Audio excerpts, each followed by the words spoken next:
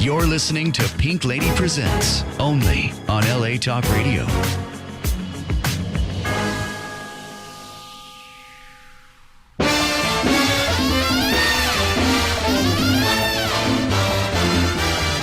I'm gonna live till I die. I'm gonna laugh instead of cry. I'm gonna take the town and turn it upside down. I'm gonna live until I die. Hello, everyone, and welcome. Welcome to Pink Lady Presents It Ain't Over Till You Say It's Over, a program filled with lives well lived. I'd like you to watch a life well lived right now. I realize, of course, it's no shame to be poor, but it's no great honor either. It's written, when a poor man eats a chicken, one of them is sick. So what would have been so terrible if I had a small fortune? If I were a rich man, yabba-bee-ba-bee-ba, yabba-ba-ba-bee-ba-bee-ba-bum. All day long I'd biddy-biddy-bum. If I were a wealthy man, I wouldn't have to work hard. Yabba-bee-ba-bee-ba, yabba-ba-ba-bee-ba-bee-ba-bum. If I were a biddy-biddy rich, yiddle-diddle-diddle-diddle man, I'd build a big tall house with room by the dozen right in the middle of the town. A fine tin roof with real wooden floors below. There would be one long staircase just going up and one even longer coming down, and one more leading nowhere just for show.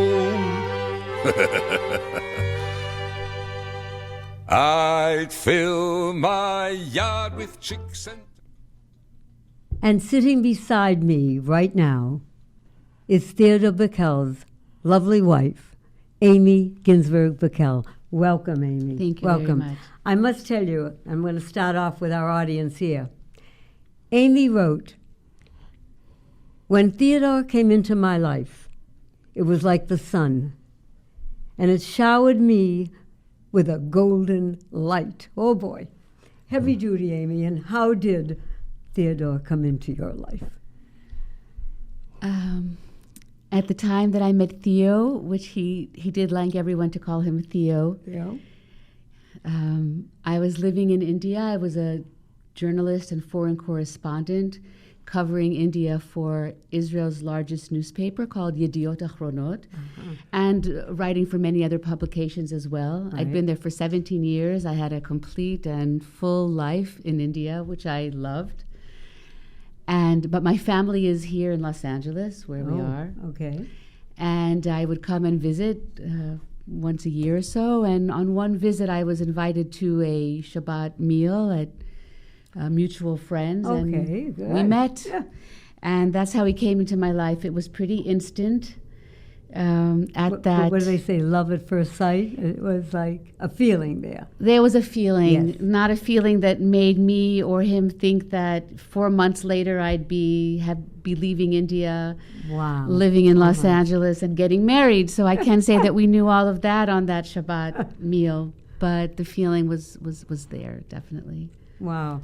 It says that the times that you were with him were special because there was an age difference. We understand that. And as you know, my feeling about age is that it is nothing. Age is just a number. Dov and I are 12 years apart. You were 38 years apart with Theo. What did you think about that, Aimee? I wouldn't say that age is nothing. I think that age also gives the opportunity for a lot of experience. Okay. And I've always, from when I was quite small, appreciated the experience of people with age. I was always looking for that, even as a child. I found that life experience and the possibility of wisdom that's derived from that experience very attractive from when I was quite small. So in that way, I would not say that age is nothing. As far as the age difference goes, I'd be lying to say that in the beginning I wasn't concerned about that. It's not a 12 years. It's quite a different. And my concern was not that we wouldn't get on well, because we obviously got on very well from the moment that we met. So there was really no question about that. My concern was about courting tragedy. At the thought that statistically the odds were that I would not be able to have a very long marriage.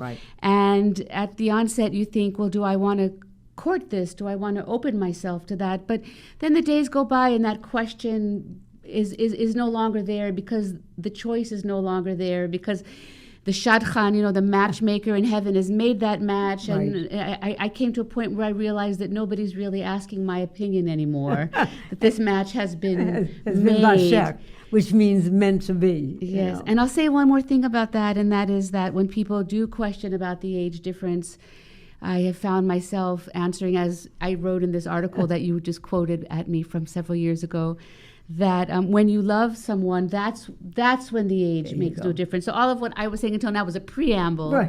But when you love someone, then the number, where they were born, what the name of their parents were, these are things that they're there and they're part of the package. And I would have loved Theo if he was 38,000 years old, and I would have loved him if he was 380,000 years old. I love when you say that. Or the difference. I loved him. We often tell people when they meet us, and I say, for my entire adult life, I've been the Lone Ranger. Now I'm Tonto.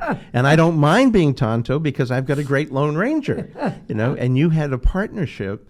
I remember the first night I met Theo was in 2011.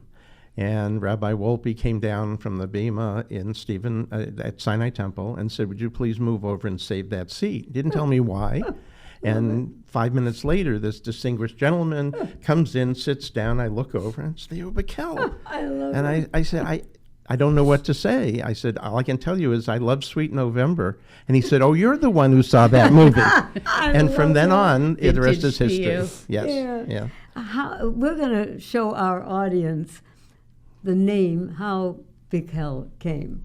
So we're going to show you that right now. Theodore Bikel. Bikel. What a strange name. Bikel, as they pronounced it somewhere else in the world. Bikel. What kind of a name is that? Doesn't sound like a Jewish name, except it happens to be a Jewish name. My great-great-grandfather lived at a time when everybody was forced to take a name, a family name. Until then, they were known as Yossel the Butcher and Chaim the Baker. They were known by their profession. Sometimes they were known by the places where they lived. But there was no universal necessity of having a family name.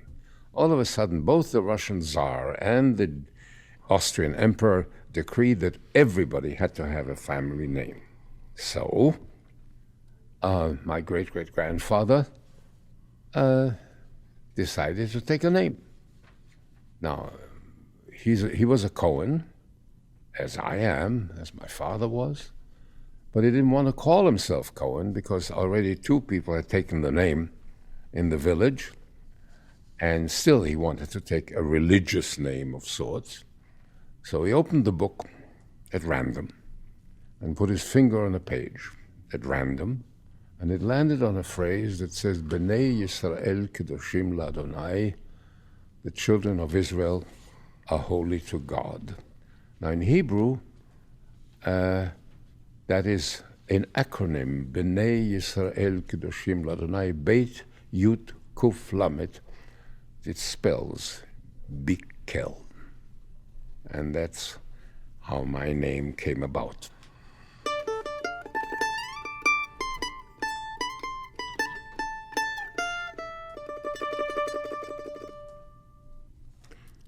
We're back. During the show, Aimee, we're going to show many different sides of Theo and your life together and what he's accomplished. It's amazing to me when I think of him as someone who is part of the American scheme of things, that someone like himself brought to me a part of my religion, part of Israel, to life. And I understand that he played like Tevye, was it fiddler, for 2,000 times. I mean, More. when you think about these things, I mean, so tell me, you met him, and then what? Well, what began your life together? What then? I'll tell you a story. Okay. Okay. I love stories. I love stories. One of the first times that we met up, before I even went back to India on that first visit, Okay. he told me that he had been invited by the Austrian government, by the president of the Austrian parliament, to come and appear at the Austrian parliament for the 75th year anniversary of Kristallnacht. Oh, wow. And appear and give a concert and in some way commemorate the 75th anniversary of Kristallnacht. And he Could said, you just tell our audience what that is? yes, Kristallnacht is the night which came 6 months after the Nazis invaded and took over Austria, when 6 months later there were big riots, the shops of Jewish people were shattered, and at that time laws were changed, came into effect, and the Holocaust really started in full force. Jews were not allowed to own their businesses. They were, very quickly pushed out of their lives as they had had them.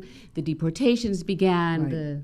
Right. That's called Kristallnacht. And actually, Theo, who was born in 1924 in Vienna, had his family managed to leave Vienna 3 or 4 months after the Anschluss, after the Nazis took over Austria. On a lucky, they had a lucky break where they were able to get visas to Palestine. That's a whole story that maybe we'll get into later. Good. But at this day, we were sitting in a cafe in Westwood, and he told me that he had been invited to come speak to the Austrian parliament for the 75th anniversary of Kristallnacht. And he said, just like Moses, I think to myself, maybe this is what I was created for. Itachen l'shem kach nutzalti. This is why I was created. And when he said that, I heard like a drum roll in my own head, and I felt connected to that destiny in that moment. I was still, living a full life in India, had a very good career, but I felt connected to that destiny, and I just felt that this had something to do with me very deeply. Wow, okay. And sure enough, I was with him in Vienna as a newlywed when he appeared there at the parliament. And I want to tell you about that event. Please. Because I make a point everywhere I go, at the beginning, at the end, or in the middle, to tell about this event. The entire Austrian government was seated in the parliament. There were Minister of Defense and the Minister of Education and the Minister of Foreign Affairs. There was ambassadors. There was generals in the army in Austrian uniforms. Wow. There was the Vice Chancellor, the President of the Parliament, the Honorable Barbara Prammer, who has passed away, unfortunately, meanwhile. And Theo stood in front of them, and he said, "Thank you for inviting me to come and speak to you on this momentous day. I myself am a victim of Nazi atrocity. I myself left Vienna, the city of my youth, the beloved city of my youth, where I learned music and theater and the love of culture. And after I left, in some way or another, I've been a refugee for the rest of my life. Wow. Thank you for inviting me to come back here and for this immense symbolism which is not lost on me, and that is that the mass murderers are gone, and here I am singing songs of peace and freedom in my beloved language." And he gave a concert in Hebrew, in Yiddish, in French, and in German, which is the language of his childhood. And at the very end of the concert, he said, "This is a song which is sung standing up and which is listened to standing up." And he had everybody stand Oh, up. my goodness. And he's saying the partisan song in Yiddish in the Austrian parliament to the entire government.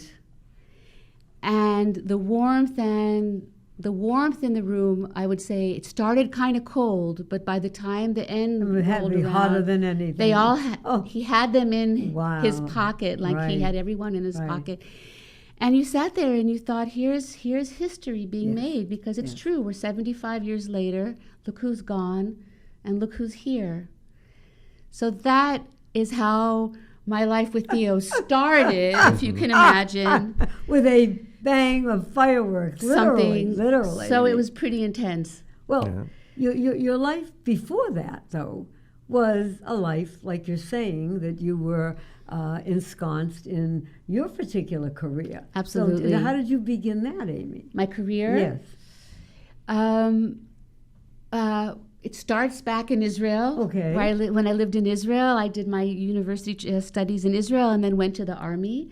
And in the army, I served in the Israeli radio station. I still can never picture in my mind women, have to going in the army. It just blows my mind. I Have think to it's go. fabulous. Well, fabulous, not fabulous. That's a discussion for a whole Right, other day. right. It is. I would prefer nobody had to go to the I know. army, but I that's a know. different world, the one we It don't is. live in at the moment.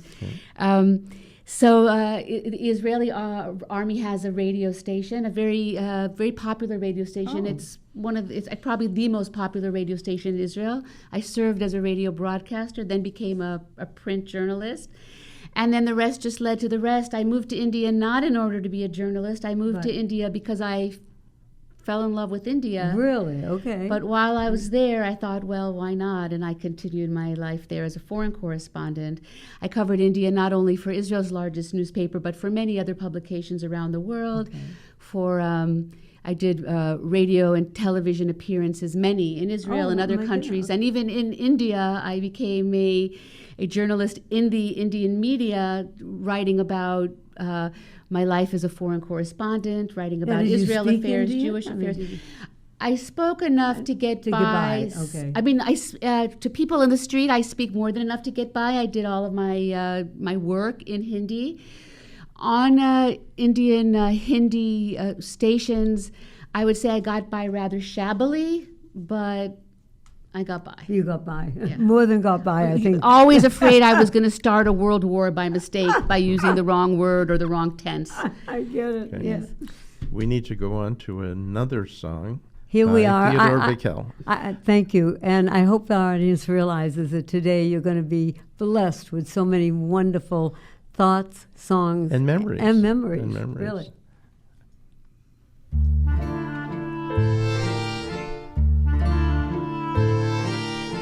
Is this the little girl I carry? Is this the little boy at play? I don't remember growing older. When did they? When did she get to be a beauty? When did he grow to be so tall? Wasn't it yesterday when they were small?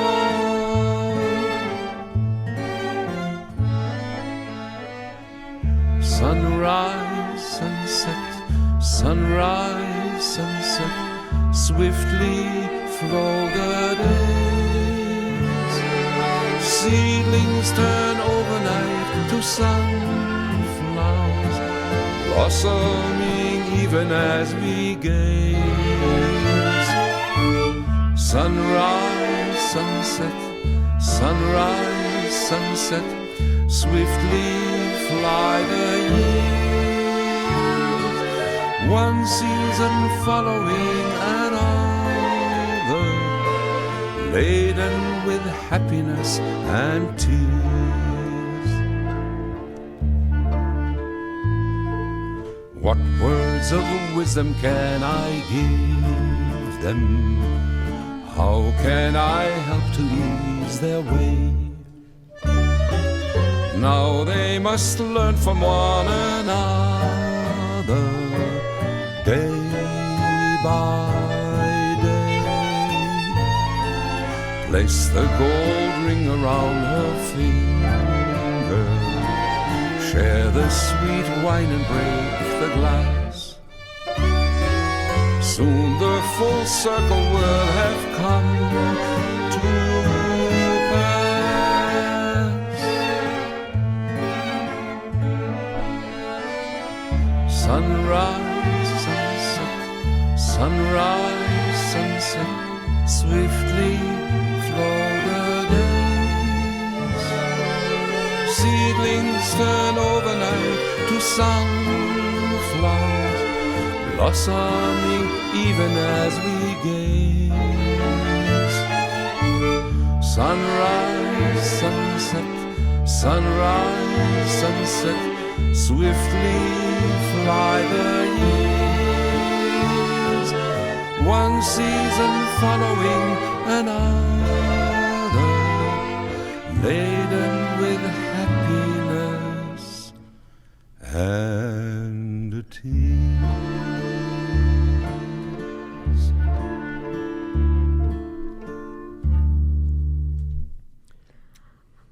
I tell you, I'm looking at some of my notes, Aimee, and it said that Theodore spoke like over 6 languages, and he played the mandolin and harmonica, and the balalaika. balalaika. That I didn't remember. That. Yes. And mostly Oh. his guitar, of course. Yes. Oh, Yeah. I mean, and then he was a member, hello everyone, of Mensa, which is high IQ. Am I correct? Top 2%.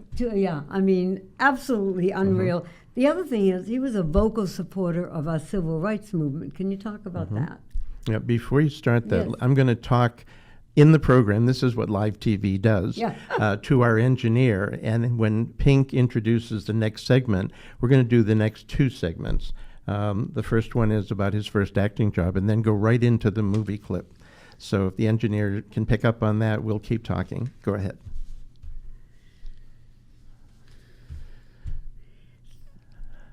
Theo was raised in a socialist Zionist household Oh, wow. where the ideals of Judaism and the ideals of a universalist, just society were merged together from when he was very small. Wow. He tells how he would go hiking in the Vienna woods with his mom and his dad.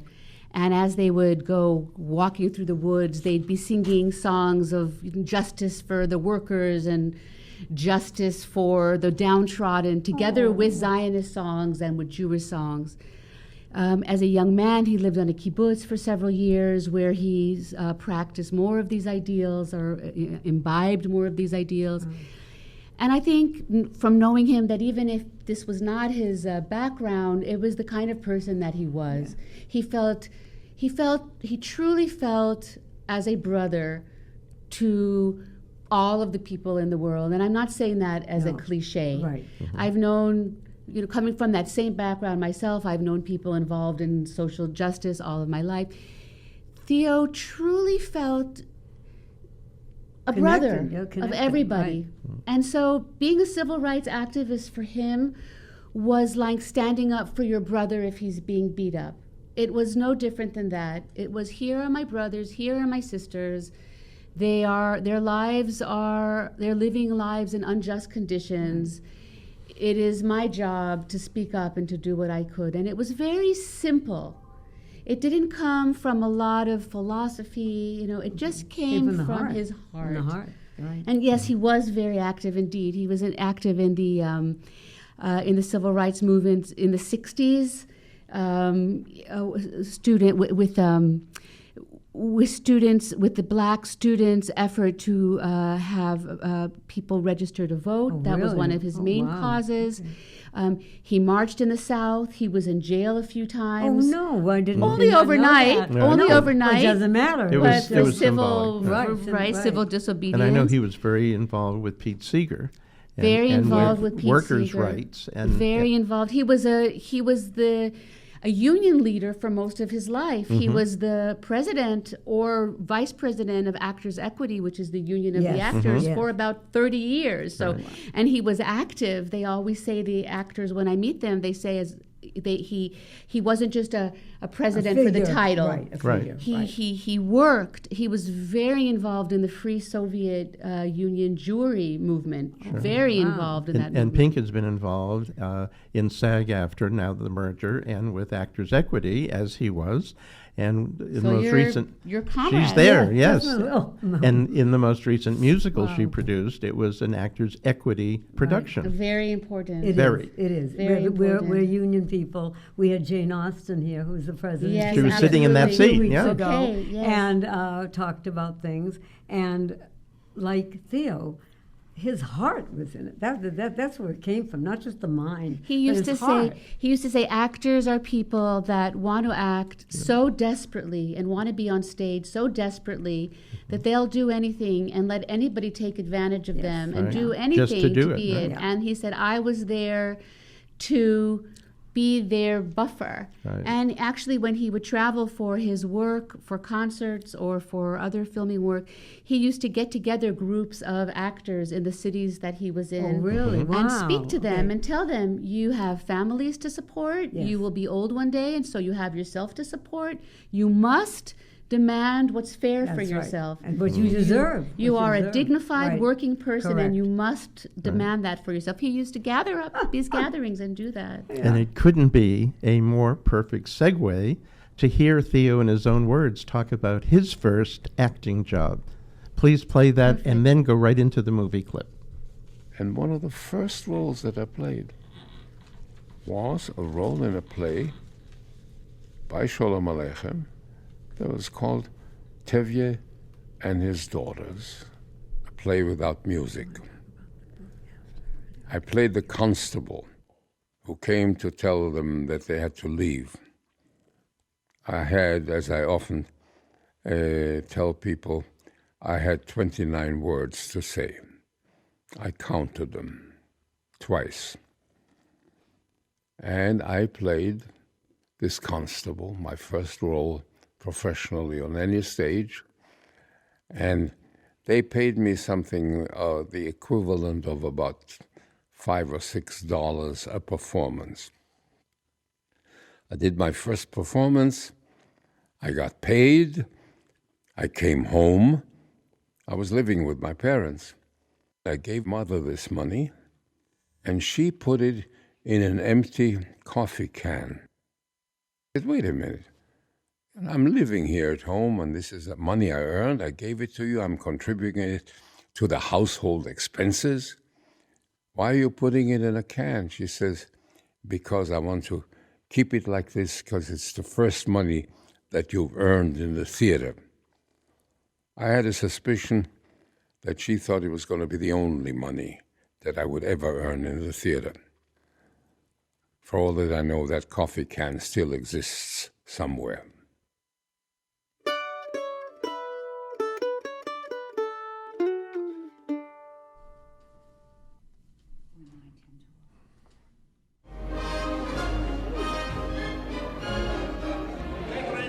Maestro! Maestro! Don't you remember me? No? Who the devil are you? I'm your pupil. Your first, your greatest, your best pupil. I'm Zoltan Karpathy, that marvelous boy. Oh. I made your name famous throughout Europe. You teach me phonetics, you cannot forget me. Why don't you have your hair cut? Well, I don't have your imposing appearance, your figure, your brow. If I had my hair cut, nobody would notice me. Where did you get all these old coins? These are decorations for language. The Queen of Transylvania is here this evening. I'm indispensable to her at these official international parties. I speak 32 languages. I know everyone in Europe. No imposter can escape my detection. Professor Karpathy. The Greek ambassador. Greek, my foot. He pretends not to know any English, but he cannot deceive me. He's the son of a Yorkshire watchmaker. He speaks English so villainously that he cannot utter a word without betraying his origin. I help him pretend, but I make him pay through the nose. I make them all pay. Excuse me, sir, you're wanted upstairs. Her Excellency asks you. Excuse me. The young lady with Colonel Pickle. Find out who she is. With pleasure. Tell me, Zoltan, some more about the Greek ambassador. Gladly, Professor, but first I would love you to present me to this glorious creature.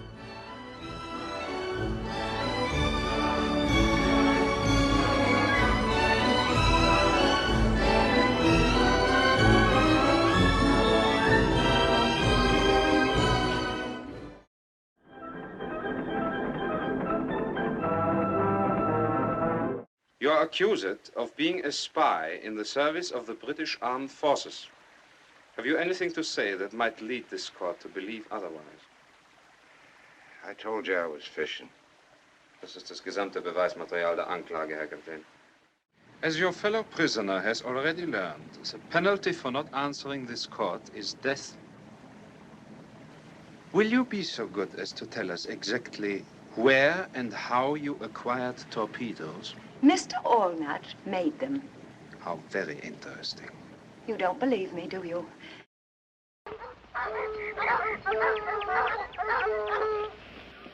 Hey, Max, how come they chained a white man to a black? The warden's got a sense of humor. What did he say just now? He said not to worry about catching them. They probably kill each other before they go 5 miles. Charlie, bring up the Dobermans.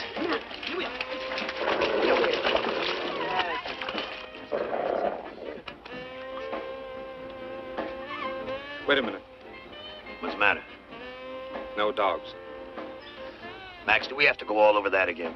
No killer dogs, Frank. Look, Max, we crossed the county line this morning. I didn't want to have to bring this up, but you're out of your jurisdiction. Take off the muzzle, Sully. Wait a minute, Solly. We're wasting time, Max. We're supposed to find them, not execute. I'm giving the orders. Go ahead, Sully. Just a minute, Solly. You make one move and I'm going to shoot them. For the love of Mike, Max! You gonna listen to me? Hold everything, Sully. All right. I'll take those trackers. We close in, I'll go on ahead by myself. Anything happens to me, you can let the other dogs loose, not before. I don't like it. You don't have to.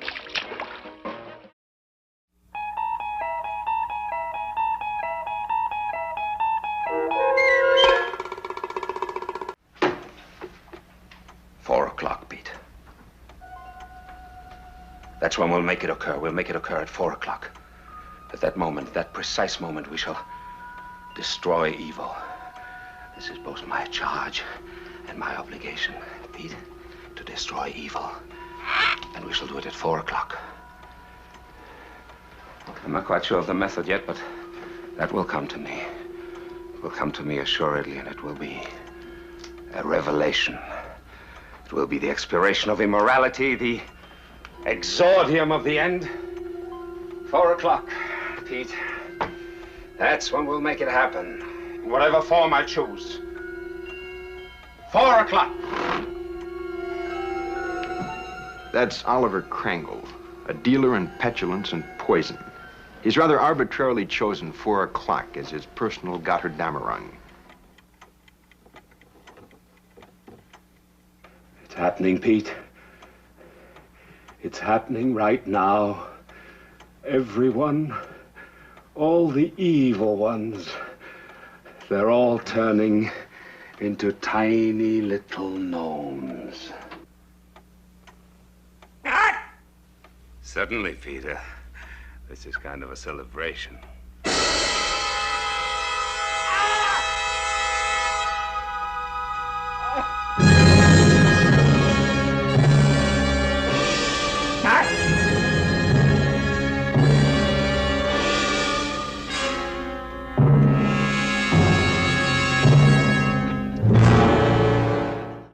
Boy, the way Glenn Miller played.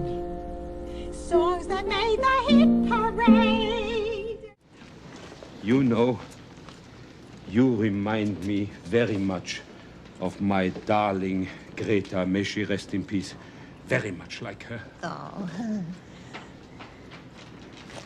You know something, Mr. Clemmer? Oh, Al. You ought to find yourself another Greta. Who would want to have a worn-out old buck like me? Oh, there are lots of women who'd like to have a worn-out old buck like you. Mrs. Bunker. Edith. Edith. Edith. Edith.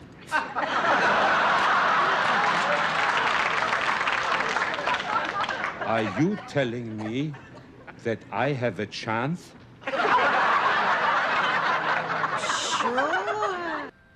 I am having a wonderful time. Me too. Here's a cute one. Nancy Dokes Oh, and Dokes and Dokes. and little Lansy Divey, a tiddly divey too. You know, I have a confession to make. I never know what the song means. Neither do I. Listen. This one is for you. Ich küsse Ihre Hand, Madame, und träume, es wäre Ihr Mund. Ich bin ja so galant, Madame, doch das hat seinen Grund. Oh. I feel like I'm at the Lawrence Welk show. That's beautiful. What does it mean? It means I kiss your hand, Madame, and dream it would be more. Oh.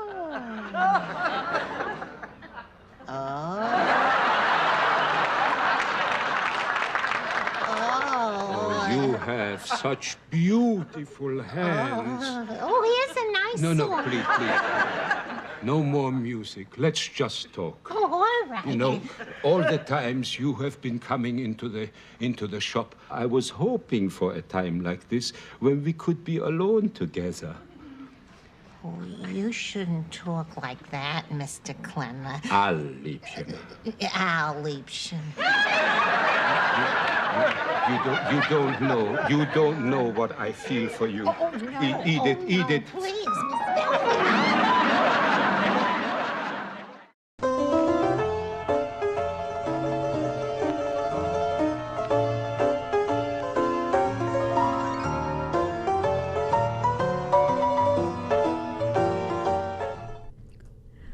We're back, and I know, without even asking anyone, how you enjoyed that. It was fabulous. Aimee, you have a documentary that's out, and can you tell us about that? Yes. Before Theo died, a few years before Theo died, luckily he was able to make his last film. I'm so sorry I don't have a copy to show you the image, but because it's now out on DVD. But people are going to be able to contact you, and you're going to give them I'll tell you where. about the movie, and Right. I'll tell you where. Good. Theo was able to film a one-man show called Theodore Bikel in the Shoes of Shalom Aleichem. Oh, wow. It was a one-man show in the theater. In the movie, of course, there's other people that participate. There's a orchestra. There's other people talking, and Alan Alda is the narrator. Oh, and it fabulous. follows Theo's career, and so there's plenty of clips from Theo's career. It showcases his singing and his acting in Yiddish, which he actually does for the movie. So it's new bits of his acting. Right. And also teaches a bit about Shalom Aleichem, the prolific and beloved Yiddish writer, who is maybe the most famous and important Ashkenazi writer of the last century. Fiddler on the Roof is based on his life, on Shalom Aleichem's work. Right. And so Theo always saw himself in some way as walking in the shoes of Shalom Aleichem, and that this movie spells that out. It's a gorgeous documentary. It was in all the festivals. It did very well. The feedback has been amazing. We finally have it on DVD. It's a wonderful thing to have in your house to show your kids. And how can they get that? You can get the DVD by going online to our website, which I'll talk about in a bit when we talk about the Legacy Project.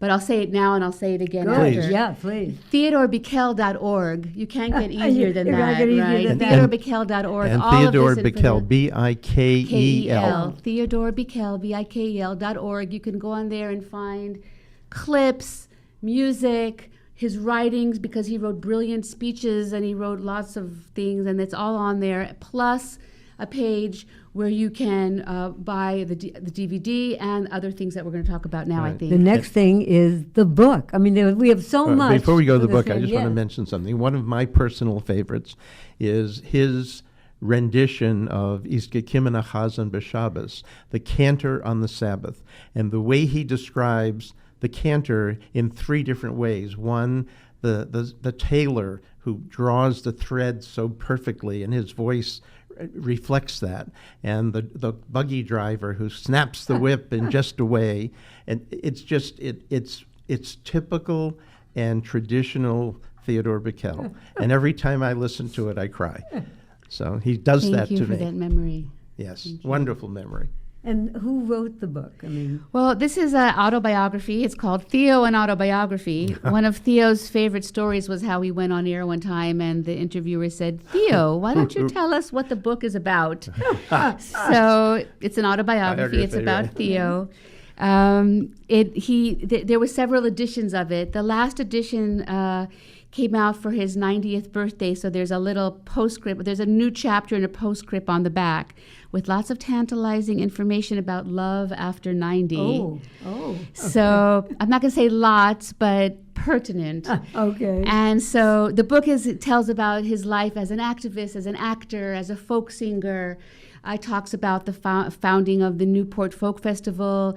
It talks about Pete Seeger and all of that. Then it talks about Sound of Music, where we never even mentioned Theo's biography. It's a show about Theo. We didn't talk about it, but Theo was the original Captain Von Trapp in The Sound of Music. Edelweiss was written for him. It tells about that. It tells about leaving Vienna to Palestine to London, where he was A Streetcar Named Desire with Vivian Leigh, directed by Sir Laurence Olivier. I forgot about that one. Laurie, as Theo used to call him, where he sang at Buckingham Palace for Queen Elizabeth. He sang in Yiddish for her in the palace. It's all in here. The guest appearances in Law and Order, in Star Trek, in... what were you mentioning? Rod Serling, Twilight Zone. No, all of it is in here. And but what he says at the beginning, which I really love, and this is just 2 sentences. I was just reading this when I was in the green room before. He says, Plato quotes Socrates as saying, "The unexamined life is not worth living. I have from time to time been accused by my family of living an unexamined life. In truth, I have always felt, rightly or wrongly, that my life was worth living whether examined or not. I've admittedly not been eager to subject myself to a self-examination, possibly for fear that the shortcomings I would find might overwhelm any sense of worth I have about myself. Now I suppose I must take that look and chance a possible endangerment to my inner equilibrium." So Theo, when he was older, became very ready to do self-examination and self-reflection, and that's something that I enjoyed very. I ate those fruits. And I know that he had a wonderful relationship with our friend Craig Taubman. Wonderful and one relationship. of these albums was produced by Absolutely. Craig. Yes, we have over here, I feel like I'm on one of those television shopping shows. I don't mean to sound this way, but please I'm do. excited for people to experience Correct. this. Craig Taubman did produce this beautiful CD called In My Own Lifetime, which is musical theater classics, and it's wonderful. And there's another CD. There's so many CDs, and they're all there on our website. There's this one, which is Yiddish folk and theater songs. But maybe most importantly at the moment is this one that's called While I'm Here. And this one was produced posthumously, I'm sorry to say, although it was recorded while he was alive, of course. It's a 2 CD set. One side is Theo talking about his life, beautiful, interesting stories in his voice. And the other side is a collection of his best music over the years, plus a couple of things he did in our living room in the 1 or 2 months before he died. Right now, what we're going to show our audience and let them hear is the one that's While I'm Here, In My Own Lifetime. Let's go to that.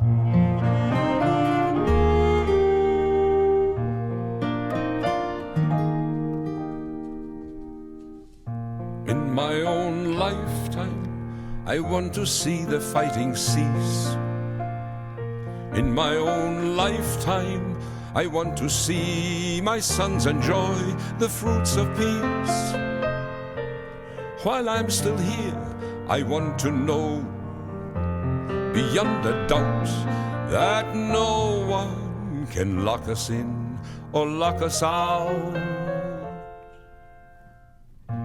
We have climbed higher, much higher than I thought we'd climb. It's a long journey, and even though the end's in sight, there's not much time. I want to know we haven't built on sand in my own lifetime.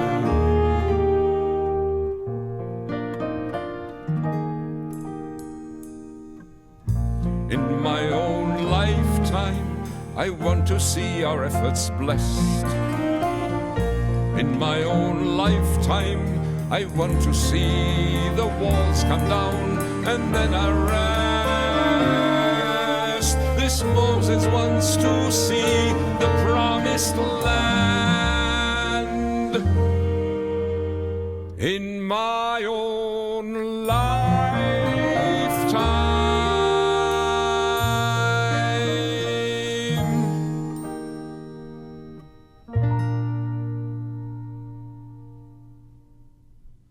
I just want to talk, Aimee, briefly about something that you and I are both a romantic type people.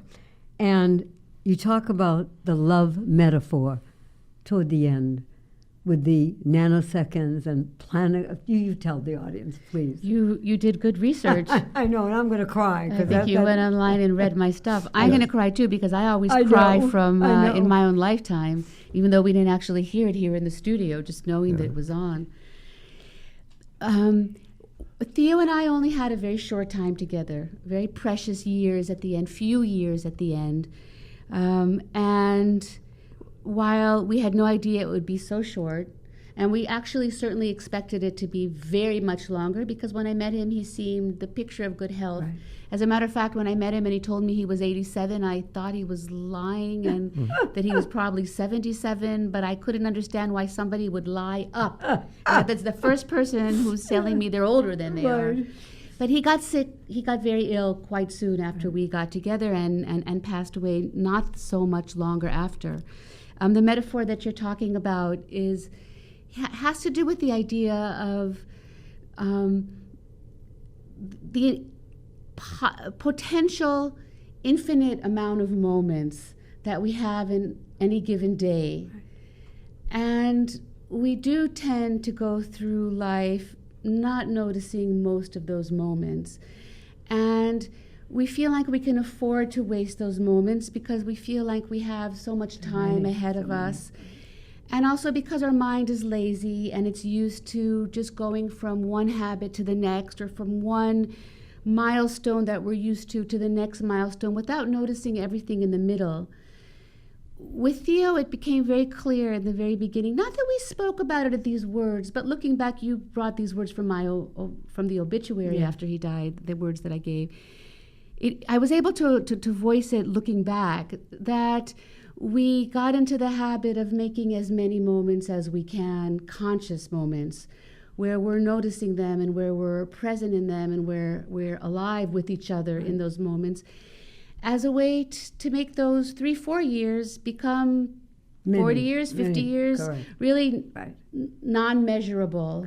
Just many moments. Now, if my memory was a better memory, that it'd be better altogether, that I could remember those infinite amount of moments. Before our time goes, I think that, to me, is beautiful. What is this legacy project that you are doing? After Theo died, I started the Theodore Bikel Legacy Project. We have been working on, first of all, continuing bringing to light materials of Theo that were there and ready to be published, like this CD, for example, that that had not been published before he died. The movie, the book, keeping those things out. We've arranged Theo's archives, and they are now at UCLA. They're not yet ready for public viewing, but they will be someday. I have been going around the country speaking about Theo, showing our movie, Theodore Bikel in the Shoes of Shalom Aleichem, speaking about Theo's life and his legacy, especially when it comes to human rights and peace. And we have been organizing events that one's have coming been up now. For social justice, for peace between nations. Theo was very interested in interfaith activities. He was very interested in peace. He believed that the strength of the human garden came from every person in the garden tending their own flower as best as they could, while making room for this beautiful garden to blossom. He believed in the beauty of plurality, that our world was beautiful precisely because we had Hindus and Buddhists and Muslims and Christians and Catholics and black and white and all of us together. He said, my particular flower is the Jewish Yiddish flower, but I welcome them all. And so we've had events, civic events. And you have one coming up at, I believe it's Cedars of Sinai. At Cedar Sinai, there's an event coming up. It's not a fundraiser. As a matter of fact, it's a free event, I believe, where we will be screening Theodore Bikel in the Shoes of Shalom Aleichem, and I'll be taking questions and answers and talking about him. To get on that mailing list, to get your invitation, please contact me at either info@theodorebikel.org, that's easy enough, info@theodorebikel.org, or at Aimee, I spell my name Aimee, Aimee@theodorebikel.org, and I'll get you on the mailing list. And if anybody, for whatever reason, didn't catch that, contact Pink Lady Presents, LA. You'll have her email address. We will forward any and all inquiries to Aimee so that you can get more information and participate. And I want to take a moment because very often everything that you're involved with is a result of a link to Theo. And because of what you do, not because of Theo, but because of Aimee Ginsburg Bikel, as the new president of the Los Angeles National Cemetery, we have something that we've never had before, which is a challenge coin. And I want to present one to you for the amazing work that you're doing on behalf of the Legacy Project, keeping his name alive, and just living the kind of life that we should all aspire to. So on behalf of all of us here, thank you so much, and please accept that with our... So beautiful. Thank you very and much. My I audience, wasn't expecting to get a medal today. And first I want to thank you, my darling Aimee, for being here and sharing Theo with us. And now I want my viewers to see When I'm Gone with Theo. One more song I have to offer you. You might want to sit.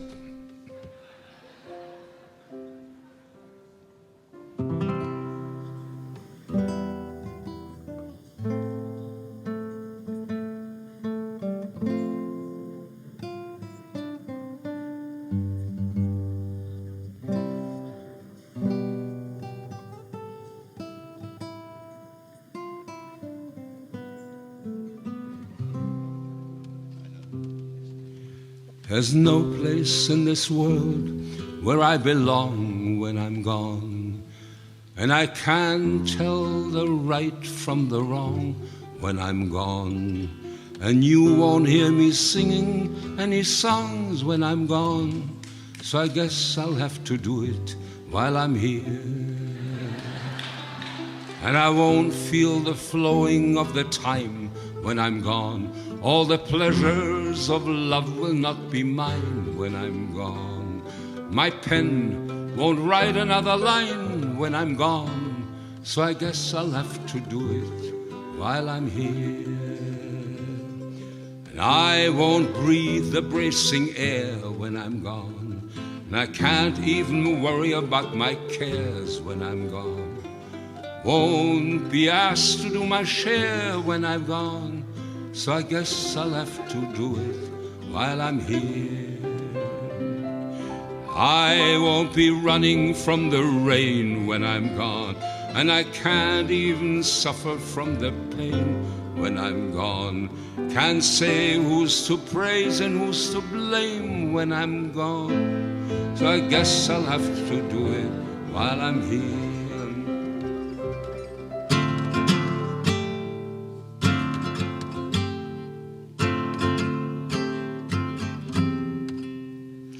Won't see the golden of the sun when I'm gone, and the evenings and the mornings will be one when I'm gone. Can't be singing louder than the guns when I'm gone, so I guess I'll have to do it while I'm here. All my days won't be dances of delight when I'm gone, and the sands will be shifting from my sight when I'm gone. Won't be asked to join the fight when I'm gone, so I guess I'll have to do it while I'm here. And I won't be laughing at their lie when I'm gone, and I can't question what or when or why when I'm gone. Can't live proud enough to die when I'm gone, so I guess I'll have to do it while I'm here.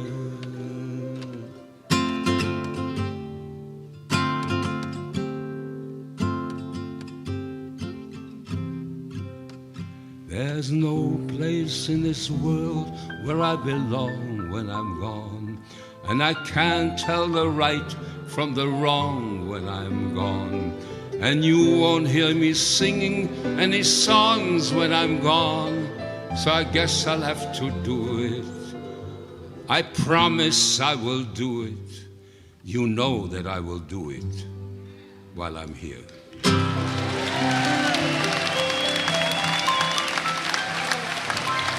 Theodore Bikel.